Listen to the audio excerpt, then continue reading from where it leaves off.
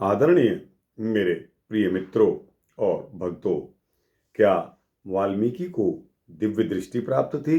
आइए इस वृत्तांत पर एक नज़र डालते हैं।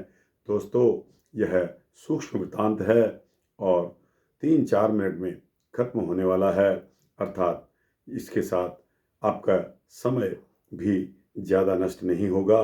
आपके समय को ध्यान में रखकर इस वृत्तांत को 3-4 मिनट में ही खत्म करने का संकल्प है। अतः आपसे विनती है कि बने रहिए इस वृत्तांत में मेरे साथ अंत तक, आपका भी परोपकार होगा। दोस्तों, यह वृत्तांत उस समय का है कि जब लक्ष्मण ने माता सीता को वन में छोड़कर और अयोध्या वापस चले गए। तत्पश्चात सीता जी वन में जोर जोर से रोने लगी।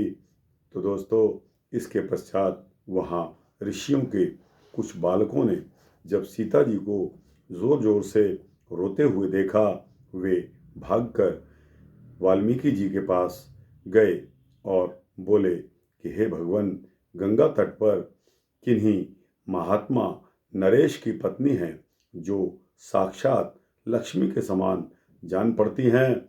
वे मोह के कारण विकृत मुख होकर रो रही हैं। वे वास्तव में आपकी शरण में आई हैं। उन सुकुमारों की बात सुनकर धर्मज्ञ महर्षि ने बुद्धि से निश्चित करके असली बात का पता लगा लिया, क्योंकि उन्हें तपस्या द्वारा दिव्य दृष्टि प्राप्त थी। वे शीघ्रता से सीता के पास पहुंचकर इस प्रकार बोले कि हे पतिव्रते, तुम राजा दशरथ की पुत्रवधू, महाराज श्री राम की प्यारी पटरानी और मिथिला के राजा जनक की पुत्री हो। तुम्हारा स्वागत है। महाभागे, तुम्हारा सारा वृतांत मैंने ठीक ठीक जान लिया है। त्रिलोकी में जो कुछ भी हो रहा है वह सब मुझे विदित है।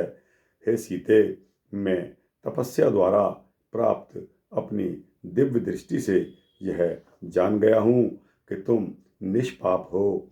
बेटी, मेरे आश्रम के पास ही कुछ तापसी महिलाएं रहती हैं।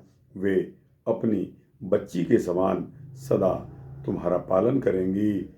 अपने ही घर में आप आ गई हो, ऐसा समझकर विषाद मत करना।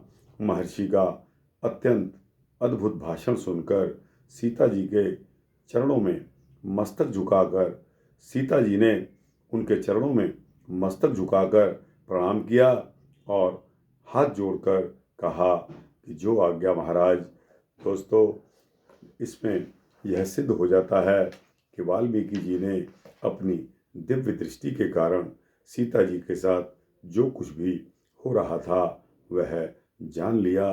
और दोस्तों, यह वृतांत यहाँ समाप्त होता है। आपको कैसा लगा? अच्छा लगा हो तो इसको लाइक और शेयर करते हुए अपने दोस्तों, भक्तों, जिज्ञासुओं को अवश्य भेजना।